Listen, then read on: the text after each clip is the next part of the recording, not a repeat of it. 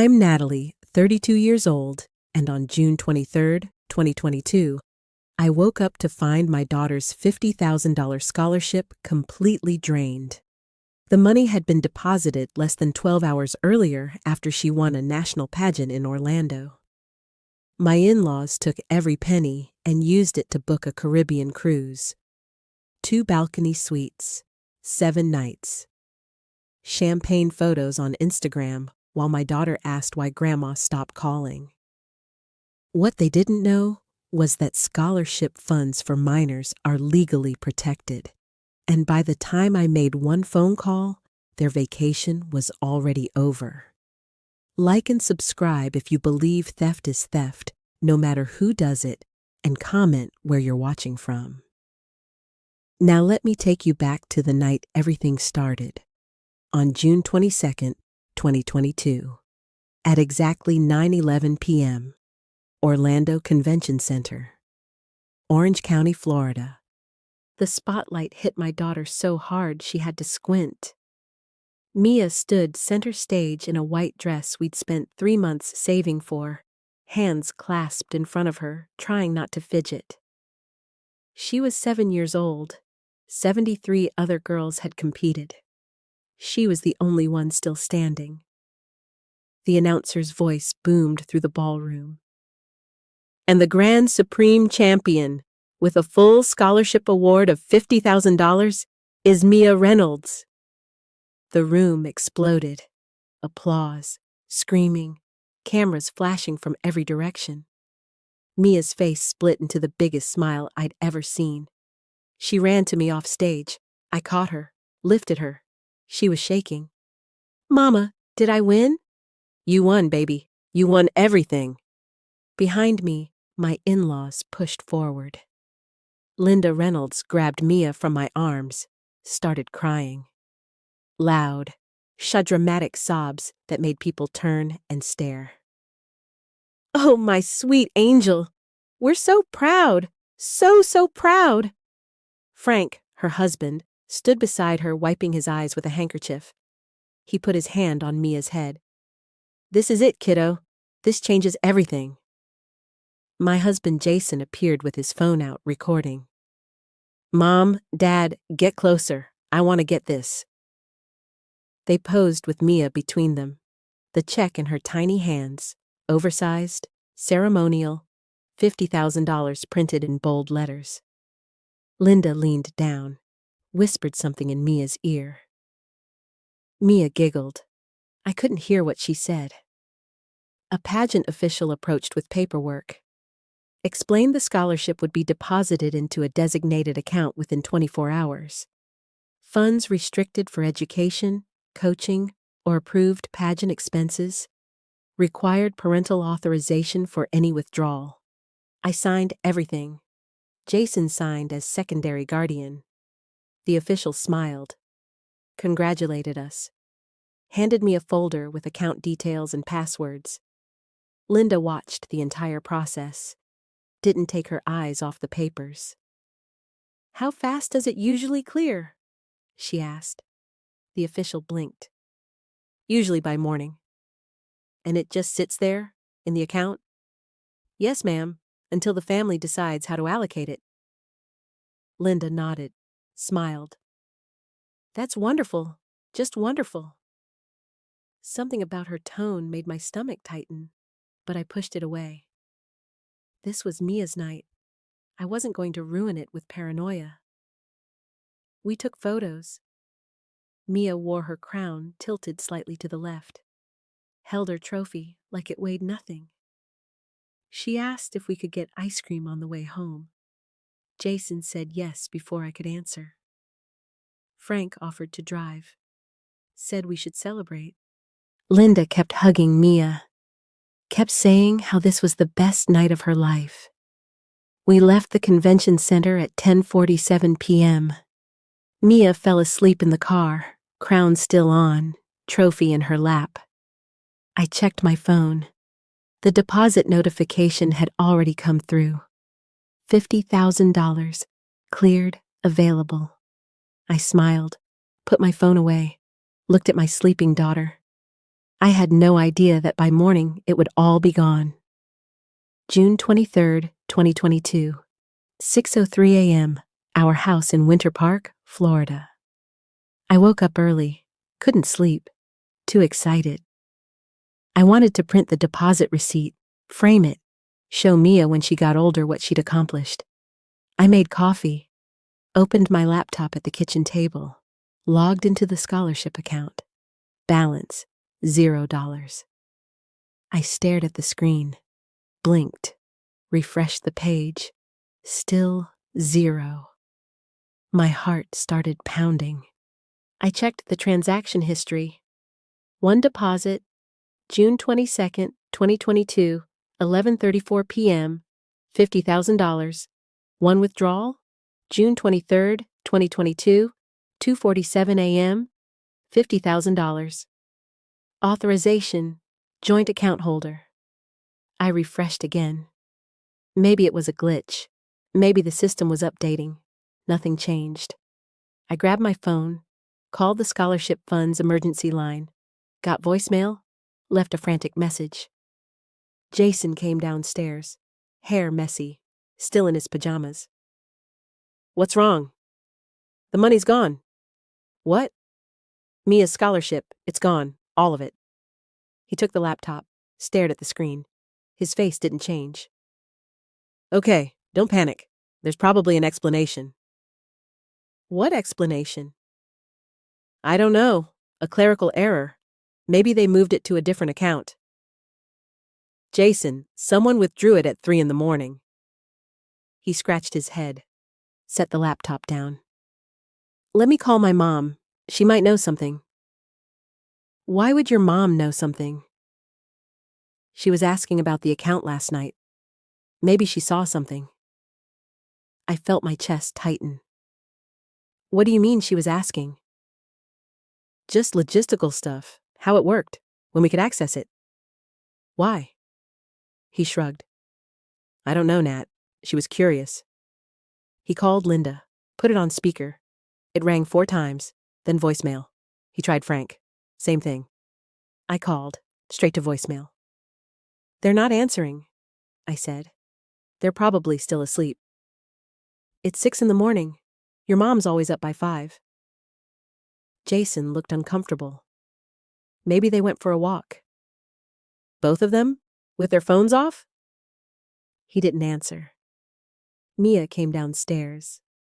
Crown crooked on her head. She'd slept in it. "Mama, can we go to the park today?" I forced a smile. "Maybe later, baby." "Am I rich now?" My throat closed. "We'll talk about it later, okay?" She shrugged, went to watch cartoons. Jason poured himself coffee, leaned against the counter. "Look, I'm sure there's a reasonable explanation. Let's not freak out until we know what happened." $50,000 disappeared, Jason. I know, but panicking doesn't help. If this already feels wrong, stay with me. I opened my email, started scrolling through notifications, bills, junk, ads. Then I saw it, an email from Royal Caribbean International. Subject line, booking confirmation, Reynolds Party. I opened it. 2 balcony suites, 7-night Caribbean cruise. Departure, July 3rd, 2022. Miami. Total cost, $47,800. Passengers, Linda Reynolds, Frank Reynolds. I turned the laptop toward Jason. He read it. His face went pale. I didn't say anything. Just waited. He set his coffee down. "I'm sure there's an explanation." I stared at the confirmation email, read it 3 times, the dates, the names, the price. Jason stood frozen, holding his coffee mug like it was the only solid thing in the room. "Call them," I said. My voice came out flat, cold. "Nat, call your parents, right now." He dialed, put it on speaker again. This time, Linda answered on the second ring. "Morning, honey." Her voice was bright, too bright. "Mom, did you book a cruise?" Silence, Then, "Oh, you saw the email. Did you take Mia's money?" "We borrowed it." I felt my blood turn to ice. Jason's jaw dropped. "You borrowed $50,000 from your granddaughter without asking?" "It's not like that, Jason. We were going to pay it back." "When?" "Soon. We just needed it temporarily." "For a cruise?" Linda's voice shifted, defensive now. "We haven't had a vacation in years. Your father's been working so hard. We deserve this." I grabbed the phone from Jason. "You stole from a 7-year-old. "We didn't steal anything, Natalie. We're family. It's for everyone." "It's not for everyone. It's for Mia." "And we'll put it back. You're being dramatic." "You spent $47,000 on a cruise and you're calling me dramatic?" Frank's voice came through in the background. "Let me talk to her." Shuffling. Then Frank. Calm. Authoritative. The voice he used when he wanted to shut down arguments. "Natalie, listen. We made an executive decision. The money was just sitting there. We thought it made more sense to use it now and replace it later." "How exactly were you planning to replace $50,000? "We'll figure it out." "You forged authorization." Silence. "The account required parental approval for withdrawals. How did you access it?" "Jason's name is on the account." I looked at Jason. He looked sick. "I didn't authorize anything," he said. Linda's voice came back, sharp now. "You gave us your banking login last year when we were helping with your taxes. We still had it." My vision blurred. "You used his login to steal from your granddaughter." "Stop using that word. We're not thieves." "Then what are you?" No answer. I felt rage crawling up my spine. "When do you leave?" "July 3rd. "And when were you planning to tell us?" "We were going to tell you after." "After you spent all the money." "Natalie, you're being unreasonable. This benefits the whole family. Your father-in-law's health hasn't been great. He needs rest. This trip is good for him." "Then pay for it yourself." "We don't have that kind of cash right now." "Neither does Mia, because you stole it." Linda's voice turned cold. "If you're going to be hostile, we're done talking." "Good. Talk to your lawyer instead." I hung up. Jason stared at me. "Nat, don't." "They said they'd pay it back." "With what money, Jason? They don't have it. They never planned to pay it back." He looked down, said nothing. I opened Instagram, searched Linda's profile. Her most recent post, a photo of 2 cruise tickets. Caption: "Finally treating ourselves? 7 days in paradise? Family first." Posted 20 minutes ago. I showed Jason. He closed his eyes. "I'll talk to them." "No." "What?" "I'm handling this. Natalie, they're my parents. And that's my daughter's future." I grabbed my phone, walked outside, sat on the front steps. It was 6:47 a.m. The sun was barely up. The street was quiet. I opened my contacts, scrolled to a number I'd saved months ago, a lawyer who specialized in child performer protections. I'd met her at a pageant seminar. I hit call. She answered on the 3rd ring, and I told her everything. On July 3rd, 2022. Miami, Florida, Port of Miami. I didn't go.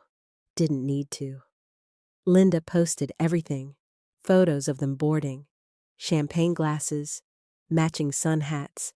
Smiles so wide they looked fake. Caption: "Bon voyage. So grateful for family who makes dreams come true." I sat on the couch with Mia. She was coloring, humming to herself. "Mama, why doesn't Grandma call anymore?" I looked at her. Sweet, innocent, no idea what her grandparents had done. Grandma's busy, baby.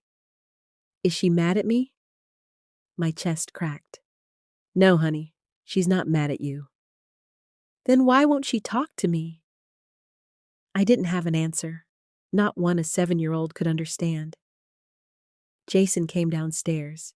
He'd been avoiding me for days, sleeping on the couch, leaving for work early, coming home late. They're on the ship, he said quietly. I know. Maybe we should just let it go. I looked at him, really looked at him. Let it go? They're my parents, Nat.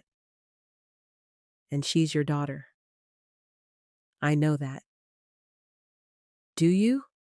Because you've been defending them since this started. I'm not defending them. I'm just saying maybe we don't need to blow this up into a huge legal thing. They stole $50,000.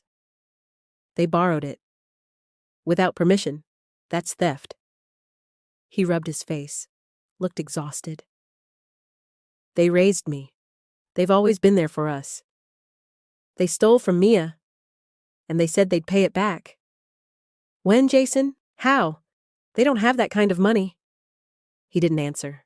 I stood up, walked to the window, watched cars pass. I called a lawyer, I said. Jason's head snapped up. You what? I called a lawyer. She specializes in child performer protections. Natalie?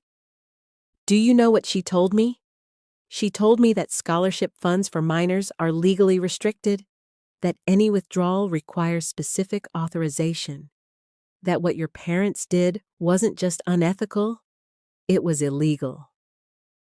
Jason went pale. Illegal? They forged documents, Jason. They used your login without permission. That's fraud. They're not criminals. Then what are they? He didn't answer. Mia looked up from her coloring. Daddy, why are you sad? Jason forced a smile. I'm not sad, sweetheart. You look sad. He knelt down, hugged her. I'm okay.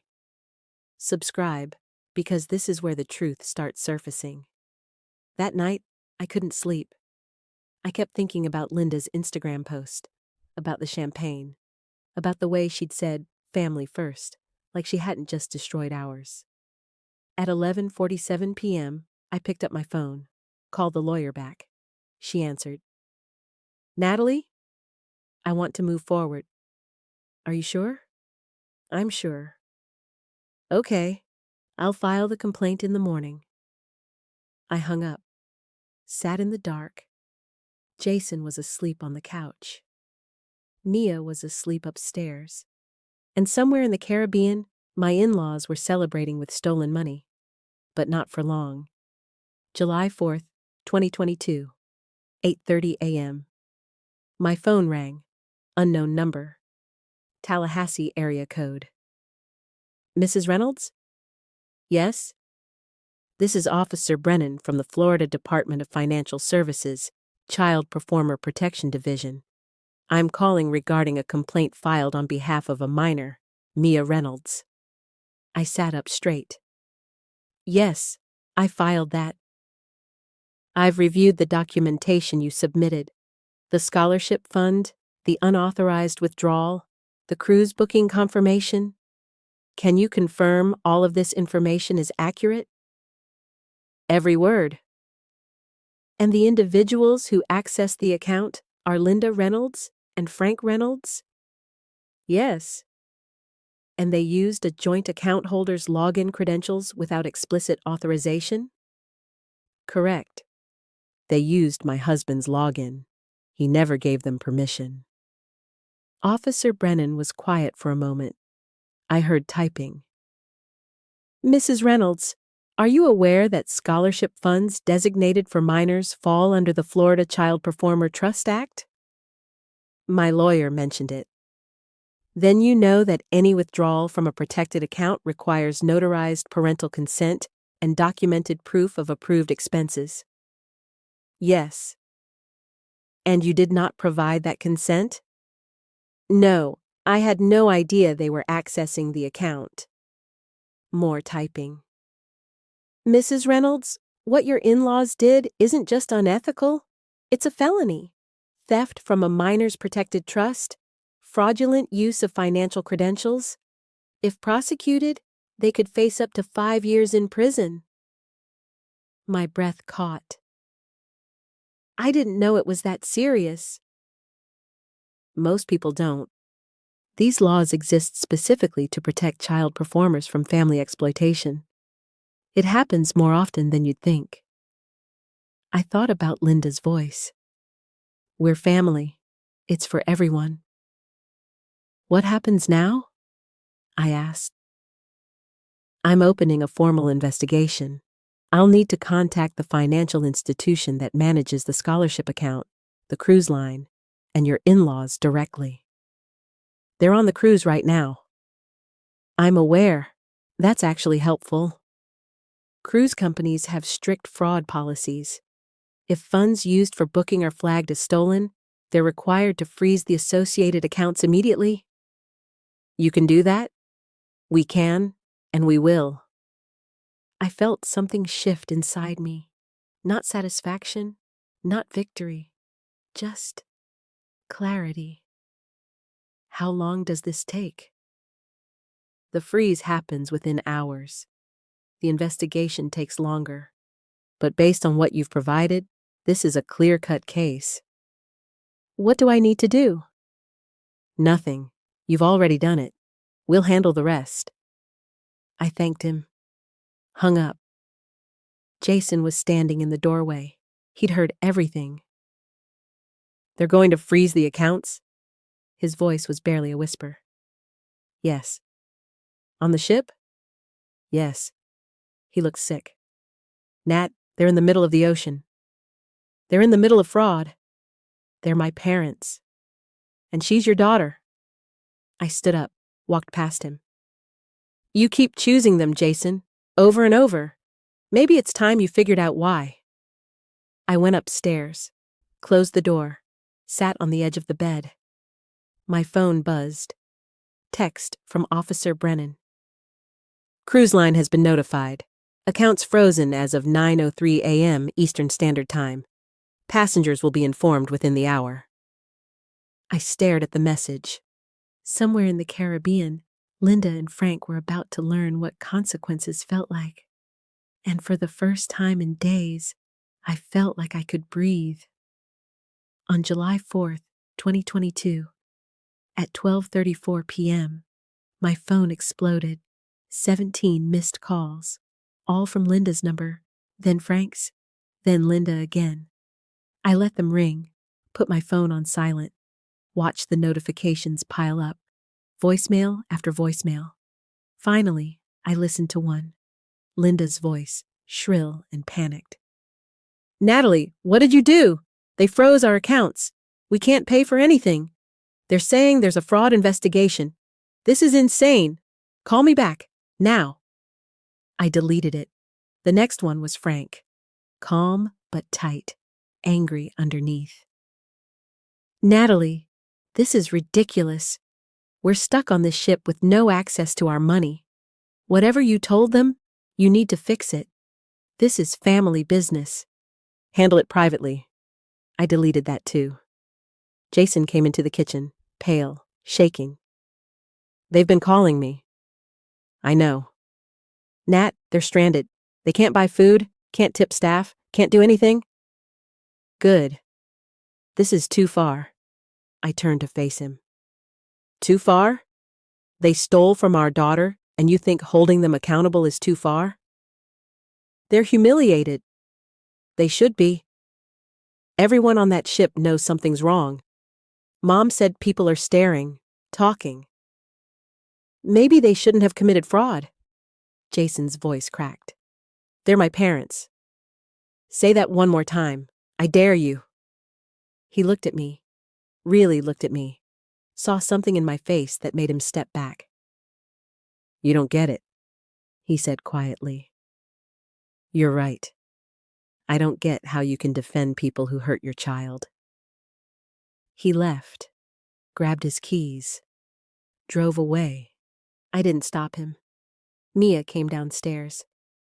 Where's Daddy going? For a drive. Is he coming back? I knelt down, looked her in the eyes. I don't know, baby. She hugged me, small arms around my neck. I love you, Mama. I love you too. If you've ever been told to let it go, keep watching.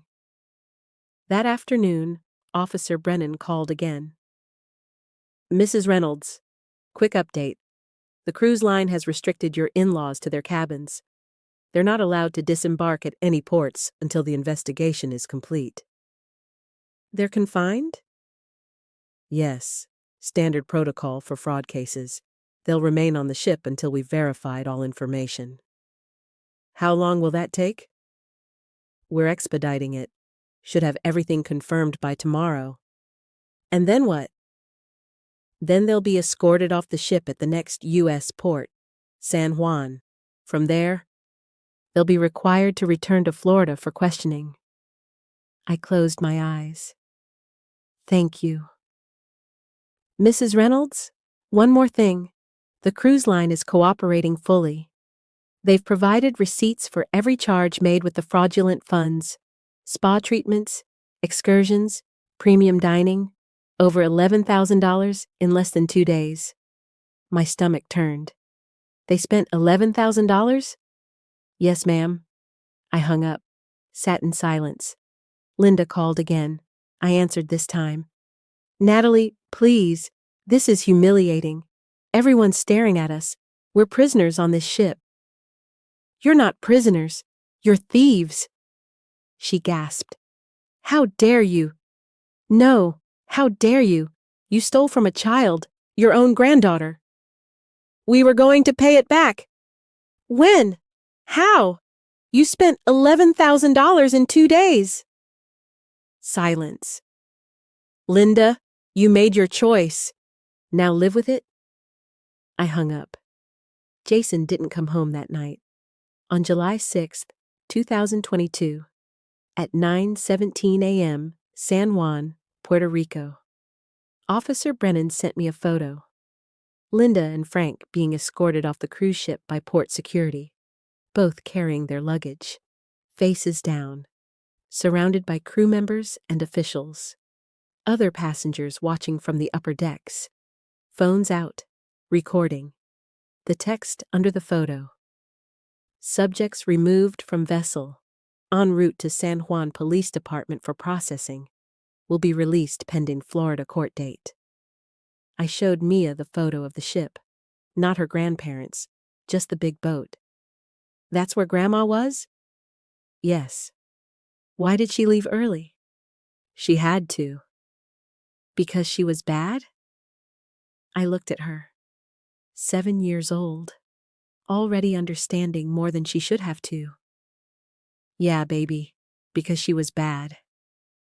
Mia nodded, went back to playing with her dolls. Jason came home that afternoon. He looked like he hadn't slept. Red eyes, wrinkled clothes. They called me from Puerto Rico, he said. I know. They're humiliated, devastated. They should be. Nat, people recorded them being kicked off the ship. It's online. People are commenting, laughing. Then maybe they shouldn't have stolen $50,000. He ran his hands through his hair. You don't understand. My whole life, they've been respected. My dad built his reputation over decades. Now it's destroyed. He destroyed it himself. You could have handled this privately. I did. I called them. They ignored me.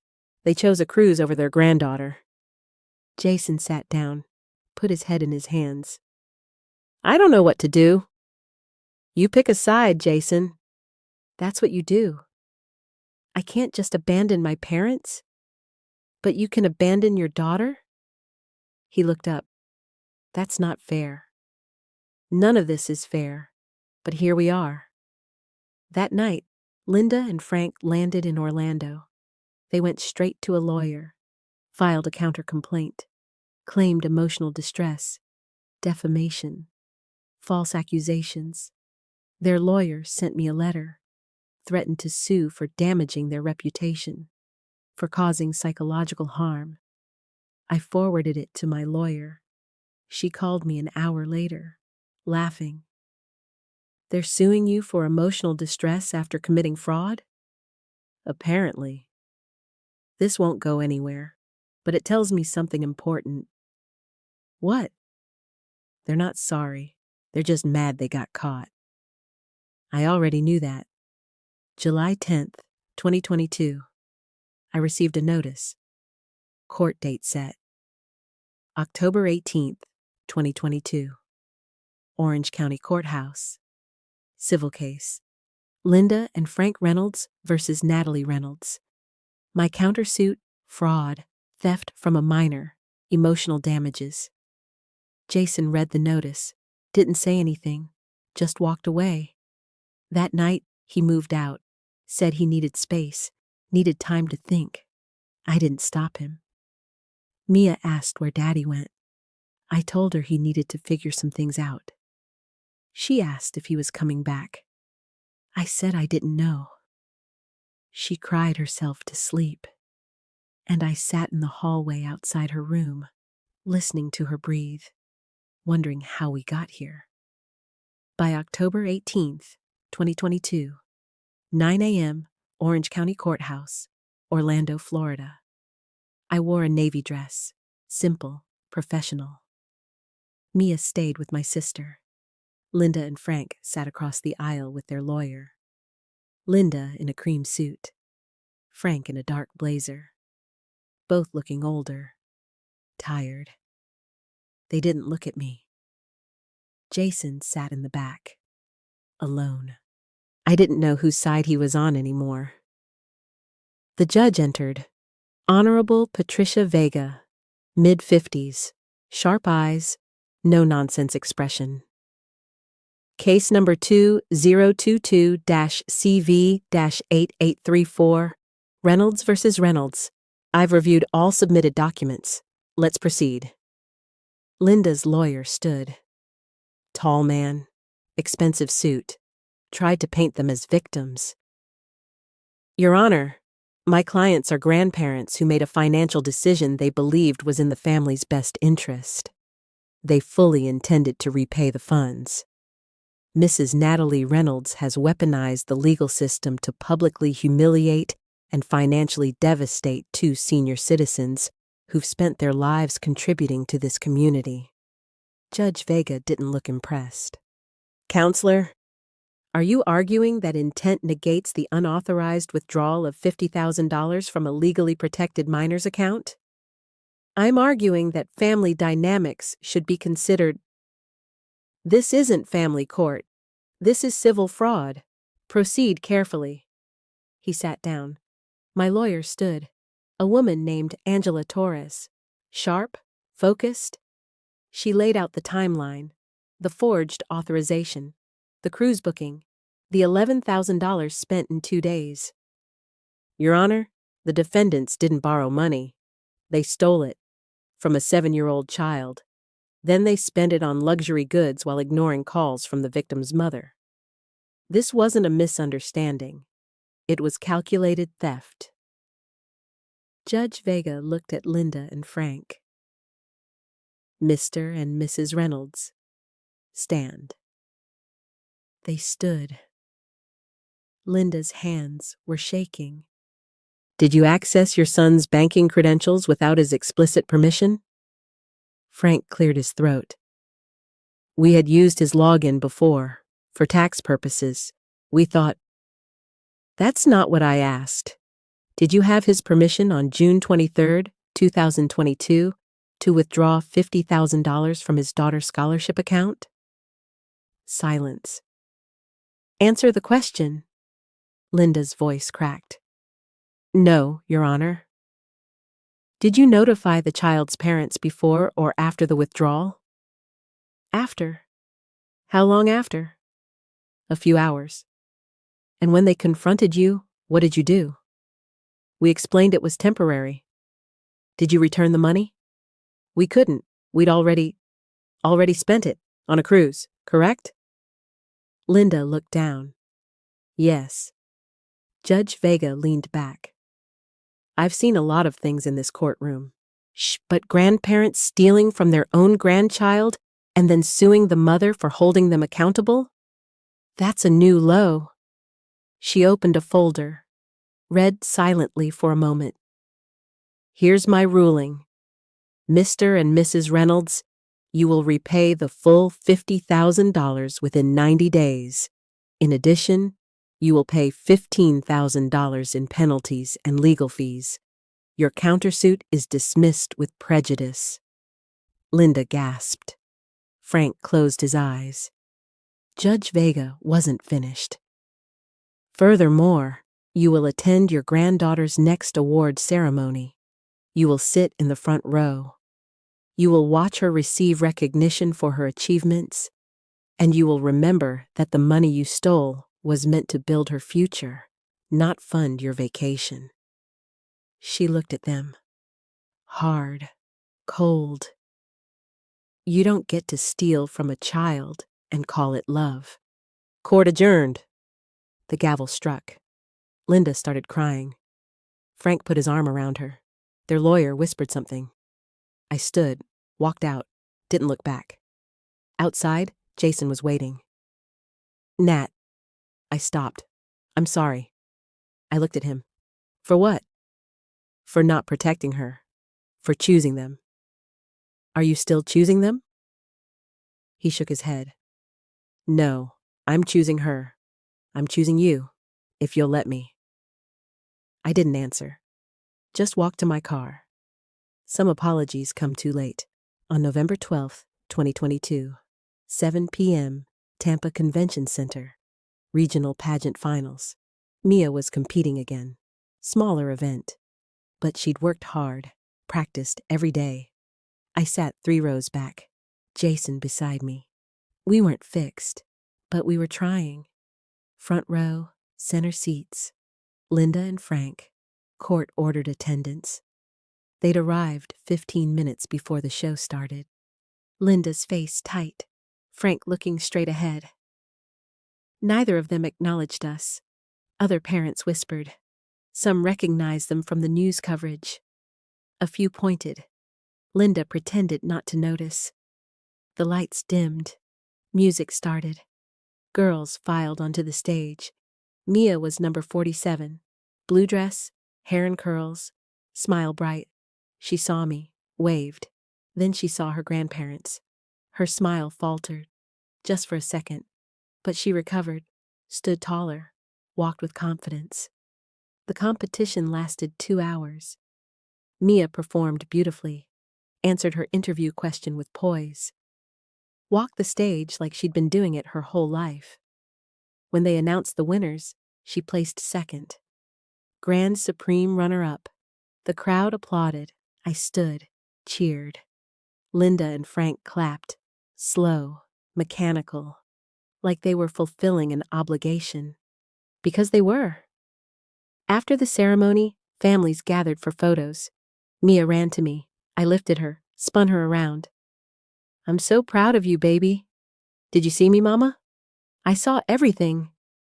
Jason hugged her. You were perfect, sweetheart. Linda and Frank approached. Slowly, awkwardly. Mia saw them. Her face changed, guarded. Linda tried to smile. Congratulations, Mia. Mia didn't respond, just pressed closer to me. Frank cleared his throat. You did a great job up there. Mia looked at me. I nodded, permission to speak. Thank you, she said quietly. Linda reached out, tried to touch Mia's shoulder. Mia stepped back. Linda's hand dropped. An awkward silence filled the space between us. Finally, Frank spoke. We should go. Linda nodded. Didn't argue. They walked away. Didn't say goodbye. Mia watched them leave.